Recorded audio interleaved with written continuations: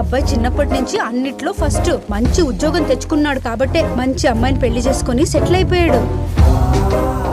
What is your aim in your life? మంచి అమ్మాయిని పెళ్లి చేసుకుని హనీమూన్ కి ప్యారిస్ కి తీసుకెళ్తాను మిస్. ప్యారిస్ గురించి ఇంత బాగా చెప్తున్నావు, ఎన్నిసార్లు వెళ్ళావేంటి? పెళ్ళైన తర్వాత స్పౌస్ కాలంలో నా వైఫ్ పేరు రాసేదాకా నేను పాస్పోర్టే తీసుకోను సార్. వెనకటికి నీలాంటి వాడు ఎవడో 7 అడుగులు వేయకుండానే 7 కొండలు ఎక్కేసాను అనుకున్నాడంట. నీ ప్రాబ్లం కి కరెక్ట్ సొల్యూషన్ నా దగ్గర ఉంది.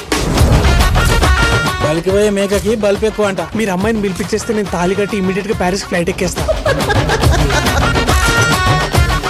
లైఫ్ లో ఏ డెసిషన్ నీకోసం నువ్వు తీసుకోలేదు.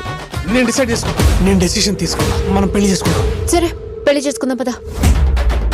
ఈ సంవత్సరం నీకు పెళ్ళైతే నువ్వు వంగలేవు, ఊపలేవు. Let's start our life with a kiss.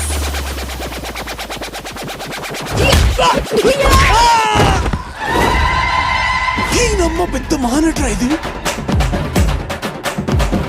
ఆనంద్కి దయ్యం పట్టింది. నీ భార్య ఒంట్లో ఏదో క్షుద్రశక్తి చేరిందిరా. అరే క్లియర్ గా నాకు అర్థమయ్యేటట్టు ఒక లైన్ లో చెప్పమ్మా. నీ వైఫ్ కి స్ప్లిట్ పర్సనాలిటీ డిజార్డర్ ఉంది. ఆనంది, నీకేదో స్ప్లిట్ పర్సనాలిటీ ఉందని. ఇట్లనే ఉంటది బేటా లైఫ్.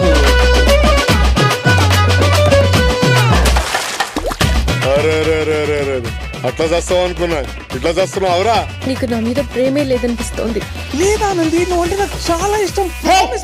నువ్వంటే ఇష్టం లేదని చెప్పే. నువ్వంటే ఇష్టం లేదు. నిజంగానే నేనంటే ఇష్టం లేదా? మీ అపరిచితుడు పెళ్ళంతో పోలిస్తే నా పెళ్ళం బెల్లం రా. పిచ్చికిట పట్టిందా? అవలగలక మాట్లాడుతుంది.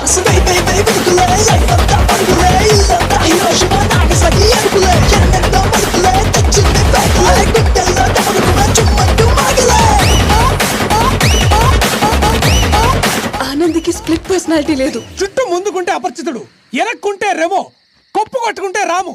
ఇంత క్లియర్ గా డిఫరెన్సియేషన్ ఉంటేనే ఆడియన్స్ కి అర్థం అవుతుంది.